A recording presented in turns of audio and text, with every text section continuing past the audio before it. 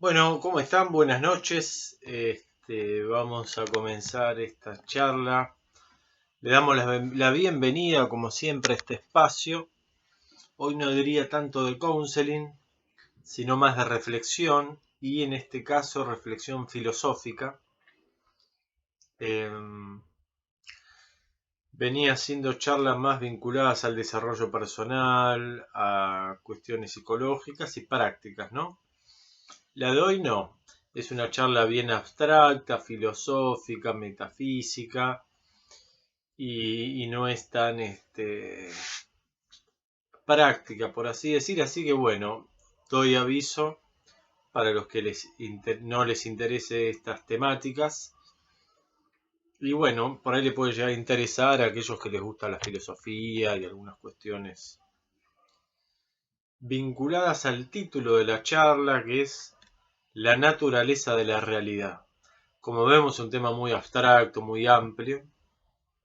Pero bueno, hoy vamos a abordar este tema y quizás al final un poquito, alguna vinculación con nuestra vida personal y concreta. Pero doy aviso de que va a ser una charla abstracta y muy filosófica.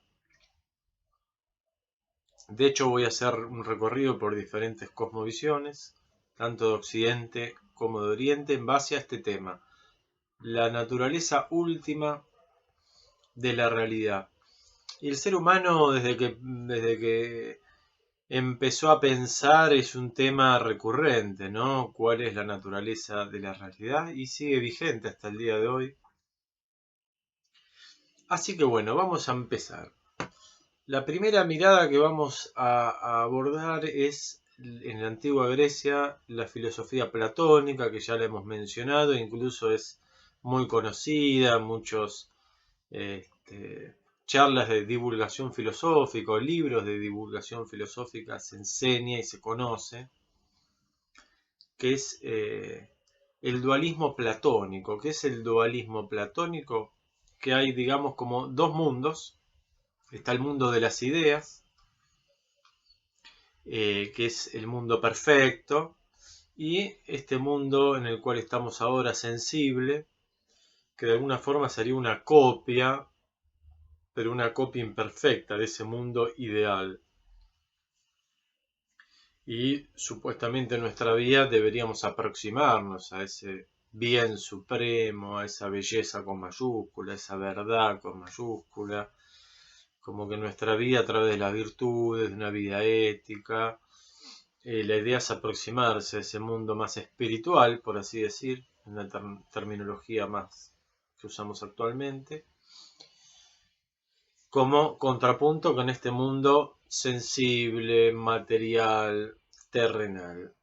De hecho, Sócrates, uno de los personajes que utiliza Platón en sus diálogos, fue un personaje real, pero que utiliza mucho Platón en sus diálogos e interacciones. Sócrates, digamos, no le tuvo miedo a la muerte cuando tomó la cicuta y demás. Él estaba contento porque iba a un lugar mejor. Esta era su convicción. Entonces está esta idea de dos mundos y que hay un mundo que es mejor que este. Esta idea también se puede ver en el cristianismo, ¿no? Por ejemplo, en el cristianismo y también el judaísmo y todo lo que tiene que ver con estas religiones monoteístas. Que bueno, en el Génesis está el relato de Adán y Eva que estaban en el paraíso, en un lugar perfecto. Y bueno, como desobedecieron a Dios, se los expulsó del paraíso y acá estamos, ¿no? En el Génesis dice que la mujer empezó a sufrir el dolor del parto, que el hombre tiene que conseguir el pan con el sudor y el trabajo. Los animales empezaron a pelear, es como que perdimos ese paraíso, ese jardín del Edén.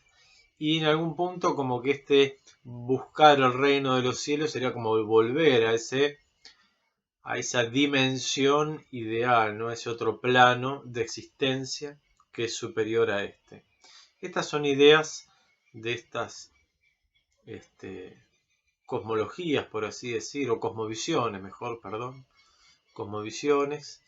De hecho, fue San Agustín en el año 400 que integró de alguna forma la filosofía neoplatónica con el Evangelio de Jesús y demás, y bueno, fue el corpus de conocimientos que este doctor de la iglesia, digamos, fue muy fundante, ¿no?, en el pensamiento del cristianismo, que después pasó a formar parte del Imperio Romano, el Sacro Imperio Romano y demás. Así que esta idea de dos mundos, un mundo superior y este mundo terrenal, mundanal, como se le decía, ¿no?, desde la religión, como algo mundano, como algo despectivo, en el cual habitamos nosotros. Y bueno, hubo después otra mirada filosófica después de Platón, que fue Aristóteles, que ya se empezó a focalizar más en este plano terrenal. No estaba ya mirando este mundo de las ideas, sino más describir el mundo físico, la política, ¿no?, clasificar, y se empezó a centrar más en este plano material, físico, y no tanto en estos mundos espirituales o este mundo de las ideas que están tan fuertes en el platonismo. Por ejemplo, volviendo a Platón, y ahora sigo con Aristóteles, está la alegoría de la caverna, ¿no?, que supuestamente estaríamos todos en esas cavernas, y hay algunas personas que logran salir y ver una realidad superior, ¿no? Nos hace pensar en los seres iluminados, en seres que pueden percibir una realidad superior a la que percibimos nosotros. Pero bueno, después vino Aristóteles, un poco más enfocado en este mundo terrenal, concreto. Y después vamos a hacer un salto, ¿no? En el tiempo vino la Edad Media, qué sé yo cuánto, y en el siglo XIII aparece Tomás de Aquino, Santo Tomás de Aquino, que retoma a Aristóteles, porque en todos esos años, 1000 años, mucho tiempo, se había perdido Aristóteles. Aristóteles lo conocían los árabes y empezó a reaparecer el pensamiento de Aristóteles en Occidente también, las grandes universidades. Estamos hablando del año 1000 y pico, no existían los libros todavía, no existía la imprenta, los libros eran manuscritos. Y empezó a estar muy fuerte de esta filosofía de Aristóteles en esta época, y lo que hizo Tomás de Aquino, así como San Agustín de alguna forma fusionó o integró la filosofía esta platónica que hablábamos con el cristianismo, lo que hizo Tomás de Aquino fue integrar esta visión de la realidad, de una realidad más concreta y de este mundo de Aristóteles, con el cristianismo. Y digamos, en el cristianismo había así como esta dualidad que hablábamos del mundo de las ideas y este plano terrenal, y digamos como que se despreciaba un poco la mundanalidad, lo mismo como hablamos en otro video, en esta relación del alma y del cuerpo, ¿no? El cuerpo se veía como algo pecaminoso, algo a elevarse hacia el alma, y el cuerpo es como que se veía todas las tendencias, los instintos y las pasiones como algo a vencer, digamos, ¿no? Y Tomás de Aquino lo que logra es integrar que el alma y el cuerpo son una unidad, forman al hombre y a la mujer, al ser humano completo, y a no despreciar, digamos, ni el extremo de una mundanalidad, ni tampoco un ascetismo, que es esto de castigar al cuerpo o negarlo. En ese sentido, Tomás de Aquino logra integrar muchísimo estos extremos, ¿no? Y tiene una relación mucho mejor con el cuerpo y con el mundo y con las ambiciones que podemos tener en este plano terrenal, y una espiritualidad, un cristianismo mucho más ayornado a vivir acá y no a estar esperando el reino no vivir solamente esperando un reino de los cielos o un plano superior, sino se centró más en la vida en este plano. Eso es un poco más amigable con el cuerpo y con este plano terrestre y con las actividades en el mundo. Eso es un poco lo que hace Tomás de Aquino, otro gran doctor de la Iglesia, y eso fue muy influyente, ¿no? Y la mirada cristiana y católica de los últimos tiempos, ya hay una relación con el cuerpo diferente por lo menos a como era antes, ¿no? Y así todo después, bueno, siguió habiendo a nivel social distintas miradas que siguieron evolucionando, incluso la mirada de la iglesia tomista, del tomismo. Bueno, vamos ahora a suspender esta mirada más desde el ámbito filosófico occidental y cristiano, porque realmente estas miradas son la cuna de nuestra cultura en algún punto, digamos, ¿no? No podemos dejar de verlas como parte de nuestra identidad cultural occidental. Después hubo otros movimientos filosóficos entrando a la modernidad muy fuertes dentro de la filosofía con respecto al conocimiento del mundo, que es un poco lo que queremos hablar, las miradas sobre la naturaleza de la realidad, que son el empirismo y el racionalismo. Los empiristas, Hume y otros filósofos, lo que decían es que la realidad se conoce con los sentidos físicos, y entonces se habla del mundo sensible. La forma más fidedigna, por así decir, de captar, de aprender la realidad, de entenderla, es mediante los sentidos. Por eso son empiristas. Pero después había otra escuela y otra corriente opuesta, que son los racionalistas, como Descartes, Spinoza y otros, que lo que plantean es, Leibniz, que lo que plantean es que con la razón se puede comprender mejor la realidad, porque los sentidos son engañosos, los sentidos nos pueden confundir, y es la razón, el pensamiento lógico, el pensamiento matemático, lo más claro, lo más fidedigno y lo que nos permite conocer mejor lo que la realidad en verdad es, ¿no? Y hay como una pelea de siglos de estas dos corrientes filosóficas. Después viene Kant, que de alguna forma integra el empirismo y el racionalismo. Y bueno, vamos a entrar entonces ahora, ya en la modernidad avanzada y en el mundo contemporáneo, que surgió la ciencia. La ciencia es hija de la filosofía, es un método de conocimiento de lo que le llamaban el conocimiento del mundo natural, que, digamos, toma el empirismo y el racionalismo. De alguna forma integra ambos, pero el empírico no simplemente desde los sentidos de una percepción subjetiva, sino que desarrollan una forma de observación metódica, con mediciones, con el famoso verificacionismo de Karl Popper, es decir, una observación empírica muy rigurosa en combinación con el pensamiento lógico y matemático. Y por eso las matemáticas son el lenguaje de las ciencias, ¿no? De la física, de la astronomía, de la química, hasta de la biología también, ¿no? Se describe el mundo a través de la matemática, en la física, por ejemplo, ecuaciones matemáticas. Y con mucho experimentación, observación cuantificada, muy objetiva, y buscando comprobaciones y demostraciones. Es decir, es un método muy riguroso para el conocimiento del mundo natural, o sea, para el conocimiento del mundo físico. Acá ya dejamos la metafísica, ya dejamos el mundo de las ideas de Platón, si existe o no un Dios, ya la ciencia por eso se vuelve cada vez más alejada de la filosofía y de la religión, en el sentido de que es muy pragmática y observa ese objeto de estudio que es la materia, el funcionamiento de los organismos y de todo lo que observamos mediante sentidos o los instrumentos como un telescopio, un microscopio, que amplían de alguna forma nuestra capacidad de observación de los sentidos. Entonces, de algún punto se podría decir que la ciencia es materialista. ¿Qué significa materialismo en filosofía? No es que el materialismo, esas personas que son muy materialistas, decimos porque le gusta mucho la plata, lo económico, el dinero, no.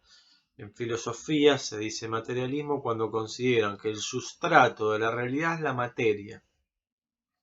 Por ahí para un creyente cristiano o de alguna otra religión, por ejemplo un cristiano, el sustrato último de la realidad es el creador, ¿no? El que de alguna forma ha creado esta creación, valga la redundancia, este universo, este cosmos. Bueno, entonces la ciencia, si bien hay científicos que pueden ser creyentes, en su estudio, en su desarrollo de conocimiento se vuelve muy materialista. Esto quiere decir que desarrolla una cosmovisión que la realidad es material. Con Platón decíamos que había un mundo de las ideas y estaba este plano terrestre, ¿no? Como ya para ir viendo diferentes cosmovisiones. Pero ¿qué pasa? La ciencia sigue avanzando en su búsqueda de los fundamentos de la realidad, es decir, la materia que consideran el sustrato de la realidad. Empiezan a estudiar el átomo. La palabra átomo ya viene de la antigua Grecia, ya hablaba Demócrito, que era un filósofo de la antigua Grecia, que él usó este término de la palabra átomo. Por supuesto que lo que Demócrito llamaba átomo no es el átomo moderno que la ciencia ya va descubriendo. Pero el concepto es el mismo. Átomo viene de... La palabra tomo es división, por eso que un libro que está dividido en tomos, tomo 1, tomo 2, tomo 3, quiere decir que está dividido en varios tomos. Átomo es no divisible. El prefijo a es no divisible. El átomo sería algo así como que los filósofos y después los científicos buscaban o concebían que la materia estaba construida, por así decir, por partículas indivisibles, como que la materia estaría construida por pequeños ladrillitos minúsculos, que es la esencia última de la realidad, ¿no? Por estos componentes atómicos, o sea, indivisibles. Bueno, después se descubrió que el átomo sí tiene partículas subatómicas, primero neutrones, protones, electrones, y ahora quarks, bosons, es decir, bosones. Hay muchísimas partículas subatómicas, es decir, el átomo no era lo último.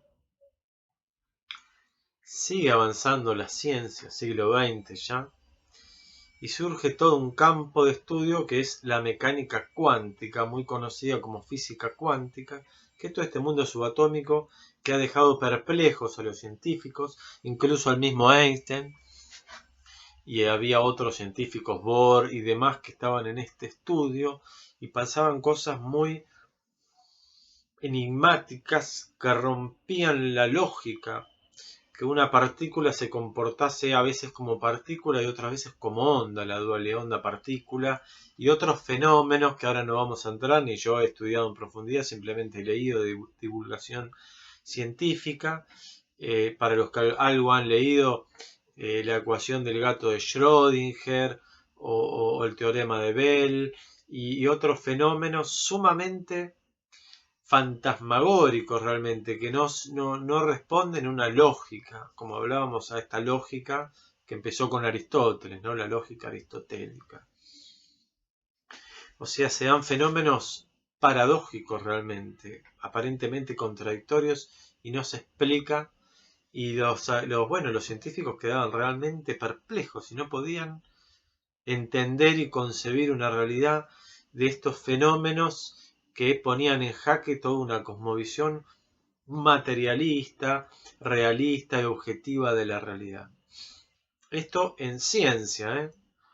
Por supuesto, después hay toda una literatura que le llaman física cuántica, que es una pseudo-espiritualidad, pseudociencia, que yo no critico que exista esta literatura, no critico a los que creen en ella, ni a los que la escriben, pero que no le pongan el nombre ciencia, porque la ciencia es una serie de conocimientos que responde a un método. Entonces, cuando un científico habla de física cuántica o hace un artículo de divulgación, un libro, eso es ciencia. Ahora, cuando después se habla de otra cosa, esotérica o más mística o más, qué sé yo, de creencias de la nueva era, que están muy bien, cada uno las puede tener y creer, pero no le llaman física cuántica porque no es ciencia. Entonces, yo soy muy respetuoso de cada ámbito de conocimiento. Esa es simplemente una opinión. Entonces, bueno, en nombre de la física cuántica se dicen muchas cosas, pero es verdad que la ciencia cruda de lo que es el mundo de la mecánica cuántica es realmente muy fantasmagórico, ¿no? Y los mismos científicos han dejado de querer tener una concepción de cómo es la realidad en sí, porque al final no se explica, por así decir, ya no habría una materia sólida. De alguna forma, bueno, ya Einstein lo decía en esa famosa ecuación, que la materia termina siendo energía, ¿no? Incluso hay científicos, esto no es misticismo, ni espiritualidad, ni 9 horas, hay científicos, acá tengo un libro de un divulgador de ciencias, Bratko Vedran, que plantea en este libro que la realidad no está conformada por materia o energía, que serían equivalentes, sino por información. Y ya no entendemos nada, ¿no? Porque ¿cómo es esto? Que el sustrato de la realidad es información, parece algo más cercano a la informática, y bueno, de alguna forma sí, y en esto la física teórica ya está pensando. Y en algún punto dice, bueno, pero esto de que si el mundo es información, me remite a esto que hablaba Platón del mundo de las ideas, ¿no? Estas son relaciones que uno puede empezar a hacer, muy especulativas y demás, pero parece ser que una visión de la ciencia que terminó siendo muy materialista, vuelve a aproximarse a una visión de, por ejemplo, esto del mundo de las ideas de Platón, con decir que el sustrato de la realidad es información, ¿no? Bien, vamos a hacer una pausa y seguimos luego con la última parte.